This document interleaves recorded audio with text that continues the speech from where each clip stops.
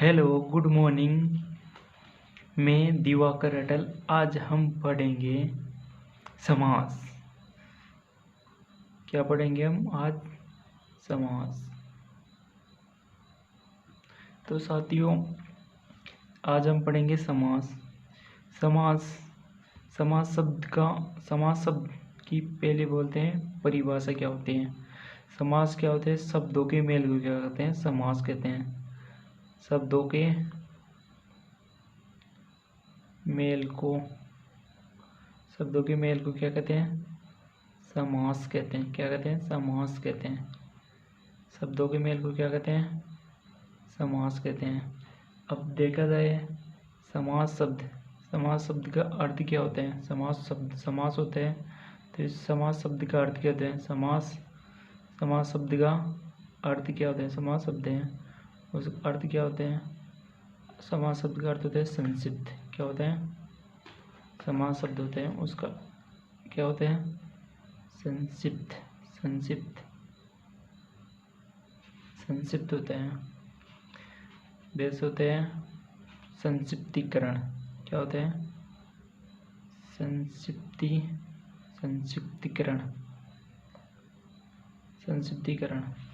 संक्षिप्ति। तो देखो, समास शब्द का अर्थ होता है संक्षिप्त। शब्दों के मेल को क्या कहते हैं? समास कहते हैं। यानी मूल रूप से समास कितने प्रकार होते? 4 प्रकार होते। तो मूलतः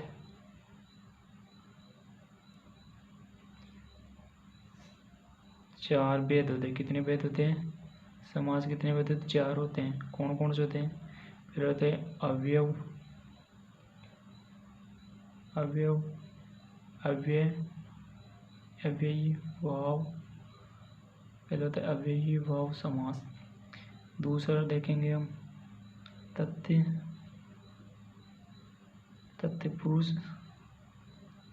समास देखेंगे ना। 4 भेद होते समास है। तीसरा देखेंगे द्वंद्व।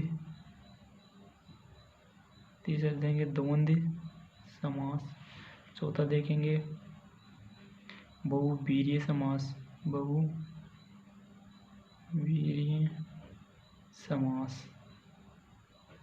ये देखेंगे ना। साथियों, शब्दों के मेल को क्या कहते हैं? समास कहते हैं। अगर अब हम संज्ञा की बोल दें, संज्ञा की भाषा, संज्ञा का किसके वो संज्ञा नहीं, संज्ञा नहीं, संधि। तो ये दोनों, ये संधि तो किसको बोलते हैं? दो वर्णों के मेल को क्या कहते हैं? दो वर्णों, यहाँ तो कहते हैं वर्ण आते हैं और यहाँ कहते हैं शब्दों के मेल को। अंतर आ गया। वर्णों का मेल नहीं तो संधि कहते हैं और शब्दों के मेल को कहते हैं, शब्दों के मेल को कहते हैं समास कहते हैं। सही।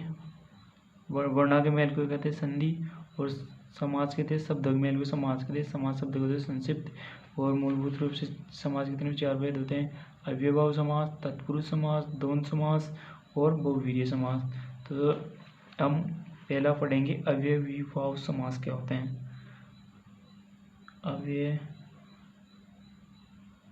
अव्ययीभाव समास क्या होते हैं, ये देखना है अपन को। अव्ययीभाव समास आज पहला करेंगे। अव्ययीभाव समास क्या होते हैं इसके बारे में हम डिटेल से जानेंगे। इसमें दे रहा है कि इसमें पहला पद क्या होता है? प्रथम पद क्या होते हैं? अव्यय होते हैं। प्रथम पद क्या होता है इसका? अब ये अव्ययी होता है। सही है। और दूसरा होता है प्रथम पद प्रधान भी होते हैं। अव्यय होता है, प्रथम पद प्रधान भी होते हैं। और क्या होता है इसमें? क्या होता है? प्रथम पद अव्यय होते हैं, प्रथम पद प्रधान होता है और दो क्या होते हैं? शब्दों की पुनरावृत्ति होती है। क्या होती है? शब्दों की पुनरावृत्ति होती है। तो साथियों, अव्यय समास, प्रथम पद अव्यय होते हैं, प्रथम पद अव्यय होते हैं, प्रथम पद अव्यय या प्रथम पद प्रधान अव्यय हो सकता है, प्रथम पद प्रधान हो सकता है। दूसरा होता है शब्दों की पुनरावृत्ति। तो अवयव, अवयव अ का मतलब अवयव। तो अ क्या है यहाँ पे? उपसर्ग। अ क्या है यहाँ पे? उपसर्ग। कहने का मतलब इसमें पहला शब्द कौन सा? उपसर्ग आएगा। जैसे उपसर्ग कौन कौन से आ सकते हैं? उपसर्ग कौन कौन से होते हैं इसमें? उपसर्ग कौन कौन से है? कौन कौन से उपसर्ग आ सकते हैं? यथा शब्द, यथा आए, बे आए, स आए, अ आए, भर आए, प्रति आए, दर आए। अगर ये शब्द आए तो वहाँ पे कौन सा? अगर ये शब्द आए, यथा शब्द आए, बे आए, यथा शब्द आए, बे आए, स आए, अ आए, भर आए, प्रति आए, दर आए। यानी कहने का मतलब यथा शब्द आ जाए, बे शब्द आ जाए, स शब्द आ जाए, यथा, बे, स, भर, प्रति और दर, ये शब्द आए, ये क्या है? उपसर्ग है। अगर ये शब्द आए तो वहाँ कौन सा होगा? अव्ययी भाव समास होगा। कौन सा होगा? अव्ययी भाव समास होगा। वहाँ पे कौन सा होगा? अव्ययी भाव समास। हम एग्जाम्पल देखते हैं। एग्जाम्पल, जैसे एग्जाम्पल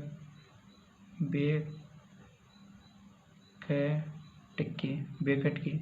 अब देख, पहला पद प्रधान हो। अब पहला पद हमने देखा था बे से, इनमें से बे, यथा, दर, बे शब्द आएगा। बे शब्द आ रहा है, पहला शब्द कौन सा? बे क्या है यहाँ पे? उपसर्ग है। बे क्या है? उपसर्ग है। अगर उपसर्ग शब्द आएगा तो वह कौन सा होगा? उपसर्ग आ गया तो वह कौन सा होगा? अव्ययी भाव समास होगा। तो बेर आ गया तो कौन सा होगा? बिना खटके, तो बिना खटके। सही। जैसे यथा शक्ति, तो पहचान लिया कौन सा आ गया? कौन सा समास इसमें? यथा शब्द आ गया तो कौन सा? यथा शब्द आ गया तो कौन सा इसमें? अव्ययी भाव समास। कौन सा है? अव्ययी भाव समास। सही, अव्ययी भाव समास।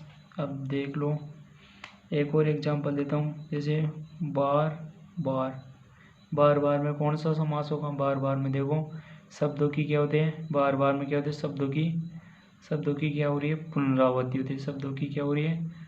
पुनरावृत्ति हो रही है। जब शब्द की पुनरावृत्ति होती है वह कौन सा होगा? अव्ययी भाव समास। अव्ययी भाव समास। बार, तो बार के बाद एक विच्छेद हो, बार के बाद।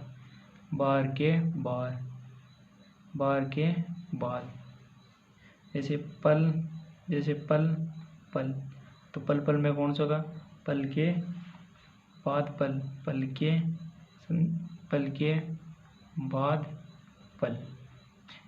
बाद पल। जैसे दड़ का संधि विच्छेद होगा। दड़ के बाद धीरे। दड़ा ये शब्द के तीनों शब्द की पुनरावृत्ति। ये शब्द 2 बार आए, यानी शब्द की क्या हो रही है? पुनरावृत्ति। यही अपन को देखना है दोस्तों। ये यहाँ पे अव्ययी भाव समास, अव्ययी भाव समास कंप्लीट है। यहाँ पे अव्ययी समास समाप्त है। कल पढ़ेंगे हम तत्पुरुष समास। तो एक बजे जो भी हमने पढ़ा दिया है वो आपको एक बजे रिवीजन करा देता हूँ मैं आपको।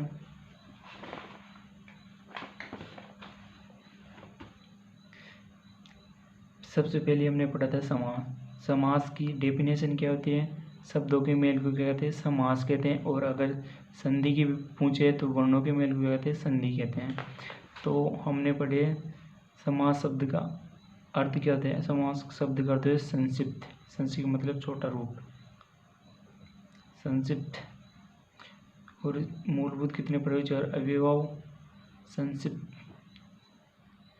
अव्ययीभाव समास, तत्पुरुष समास, द्वंद्व समास, बहुव्रीहि समास। तो पहले पढ़ेंगे इसमें अव्ययी समास पूरा कंप्लीट करेंगे, फिर पढ़ेंगे हमें तत्पुरुष, ये पूरा आज कंप्लीट कर देंगे। तो पहला पद क्या होता है, इसमें उपसर्ग होना चाहिए, सही। प्रथम पद प्रधान हो तो शब्द की पुनरावृत्ति हो। उपसर्ग कौन सा होना चाहिए, यथा जाय बे, यथा शब्द आ जाए, बे आ जाए, सा जाए, यथा बे से ए भय भर प्रति दर ये शब्द आए तो बिना कौन सा अव्ययभाव समास होता है, कौन सा होता है, अव्ययीभाव समास। इसे एग्जाम्पल दिए,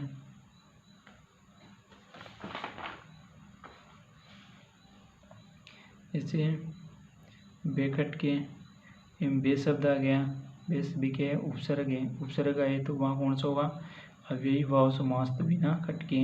यथाशक्ति, यथाशक्ति यथा क्या है, उपसर्ग है, तो कौन सा यहाँ पे अव्ययीभाव समास होगा। जैसे बार बार आए तो बार के बाद शब्दों की क्या पुनरावृत्ति हुई तो वह कौन सा अव्ययीभाव समास। तो अगर आपको ये वीडियो अच्छा लगा तो आप हमारे चैनल को सब्सक्राइबर करें और वीडियो को लाइक